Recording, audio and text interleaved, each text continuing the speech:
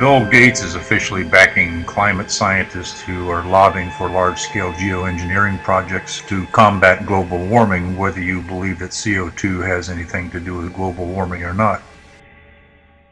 My name is Scott Stevens. I was a television weatherman for 20 years.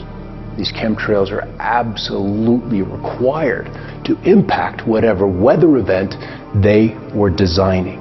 And the trails were an absolute necessary ingredient for them to achieve their weather modification goals.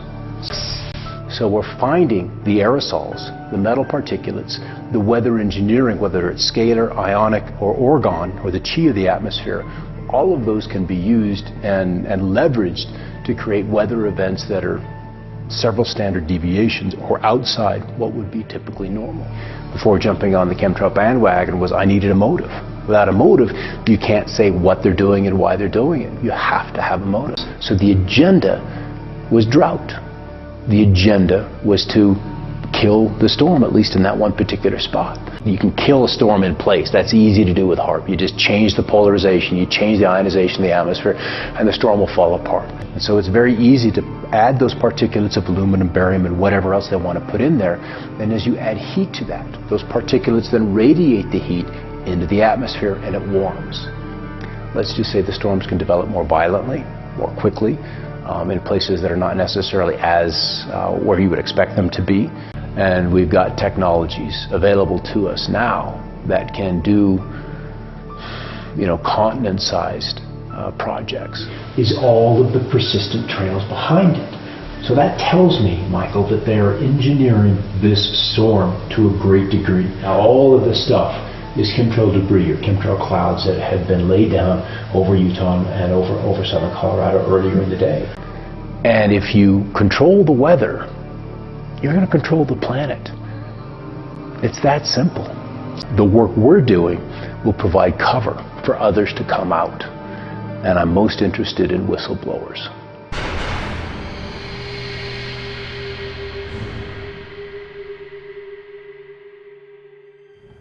Hi, the subject of chemtrails keeps coming up, or at least it came up while I was beginning my research on weather modification. I wasn't even a believer that they actually existed, that there was a trail separate from the regular condensation trail, and those trails being the chemtrails.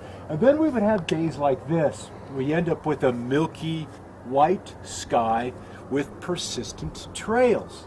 And this didn't happen just once in a while, but would happen fairly frequently. These days would occur most often before a storm would come in from the west. And in classical meteorology, that's okay, because that's where the moisture arrives first, at the higher levels, at those beginning levels of cirrus. And so you'd expect, if you've got jet trail up there seeding the sky, you're going to get contrails of some duration. What set these days apart was that the balloons, the radiosondes that go up, would come back reporting humidities 20%, 25%, 30%, way too low to account for the persistentness, the long duration of these contrails. So that led some people to believe that there was something else up there when we're talking about chemtrails. The man who whose work I first came across, his name was Clifford Carnicom, and he was down in Santa Fe, New Mexico. Again, the desert Southwest, you've got dry skies for, 9 months of the year. Again, with interludes as storms would move through there in the winter and also during the summer monsoon season. But even in Idaho, where I first became aware of the chemtrail phenomena, the skies were generally good for 100 miles visibility. On days like this, as you can see, we could probably count a half a dozen trails where the plane has been there and has left a trail which has resulted in the sky becoming cloudy. And I promise you, if we go look at the Denver radiosonde or the Cheyenne one just up the road here, we'll find that the humidity is less than 40%. So these trails should have persisted for less than 1 minute and likely less than 10 seconds. Here's our discontinuities. That break right there, and along this trail, we see other breaks. Here, where the trail rolls over, got a wavelength, and then another break there. So this spot From there to there denotes a wavelength.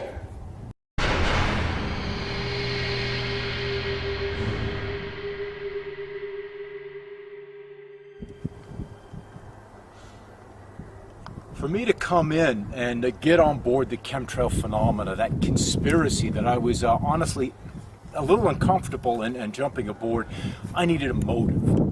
I needed to know why these planes were up in the sky. There was talk and lab reports that there were biologicals, that we were looking at heavy metals, that there was this whole chemical concoction that these planes were spraying, and that is a very different mixture than water.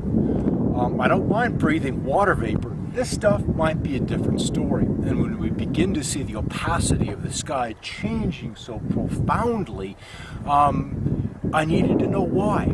So I did something, took a little money. I took some webcams. I bought some Logitech Orbit webcams, little $99 things, hooked them up to a little computer and pointed them at the sky and let them grab a picture every 5 seconds, and then at the end of the day would render a movie. And it took 4 months before I began to figure out what the planes were doing up there. If we look off to the southern sky, you can see a group of those trails all together. And my discovery was that these planes were up there outlining the sky so that the weather makers can apply their electromagnetic solution, their HAARP solutions, their solutions to change the weather. If you can add a particulate to the sky, you can apply heat to it. That heat is going to radiate or decay into the atmosphere. And if Lieutenant Colonel Bearden is right, and these beams are bidirectional, meaning you can drop energy into a zone or you could pull energy out of the zone, then I would find these trails in and around all significant weather events. We would find them around hurricanes. We would find them around tornado outbreaks. We would find them around snowstorms. We would find them over top of heat waves. So within any of the weather that is manipulated or modified by these weather makers, we would find trails. And as I continue to look into this chemtrail phenomena, many nations were observing, seeing these chemtrails overhead. Up here, just below the sun, we've got a patch of cloud that continues to brighten up. That area of cloudiness is growing. It has been outlined by chemtrails. So these chemtrails are acting as a targeting, an alignment mechanism. So from space, you can deposit energy at very specific layers in the atmosphere. The other thing they can do is that the trails act like a water or a drop of dye in moving water. Much like if you go into your doctor's office for an MRI, magnetic resonance imaging, they flush your system, your circulatory system, with barium so they can see how it works. It gives them a way to look inside your body. Barium is barium and aluminum are some of the primary components that we're seeing with these trails in the skies and these chemtrails. Again, this happens before and during major weather events.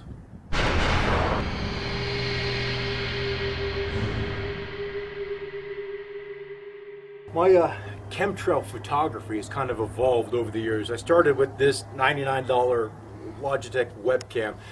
When I was seeing the chemtrails flying, the detail, the texture in the clouds just was not being picked up by these cameras. So I ended up going with a high definition Panasonic, and this is just a beautiful, beautiful camera. Lets me lock it in at infinity and pick up some of that beautiful texture that when you see these electromagnetic tools beginning to stimulate the atmosphere, whatever way they want to do, I was finally beginning to pick that up visually so I could share it with you. Something that surveillance of the sky has afforded me over these past 4 years is the ability to pick out which planes are commercial and which ones are not. For a long time, and there's still even this misconception on the web that the short trails planes are regular commercial craft. This is not so. We see the long-lasting trails, the marking chemtrails, as I have called them, because they are simply out there marking the sky. They leave this thin wire, this thin metallic wire, and then it deforms. It changes shape as it moves through the atmosphere, is caught up in the atmosphere. They don't always, however, move with the clouds. I have seen on numerous occasions clouds, actually the chemtrails, moving through the clouds coherently. And this would not happen with the regular condensation trail. Another way of discerning which are chemtrails and contrails are the atmosphere, the meteorological targets that these planes fly through. You will see a deformed area in the trail off in the distance. We have the flat trail, it rolls, it dips and then rolls. These shorter trail planes will come along and mark precisely, with incredible precision, right where that trail breaks. Again, measuring where we have a discontinuity in the flow of the atmosphere. That's important. You won't get a United, an American, a Southwest plane interested in the trails out ahead of them. These are chemtrail flights, and there are many, probably half of these weather modification flights leave no trail at all, making them very, very difficult, other than where they fly through the sky, to discern if they're commercial or a chemtrail flight.